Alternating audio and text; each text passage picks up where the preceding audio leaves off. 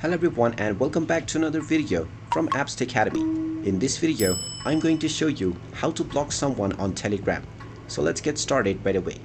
First of all, open up the Telegram application on your device. And then if you haven't already logged into your account, go ahead and use your phone number followed by your login code in order to log into your account. Now after logging in, you will be taken into your Telegram chat page from which you can search for any user that you want to block by using the search option. Once you find the user that you are looking to block, just tap on their user ID and now you will be taken into their chat page.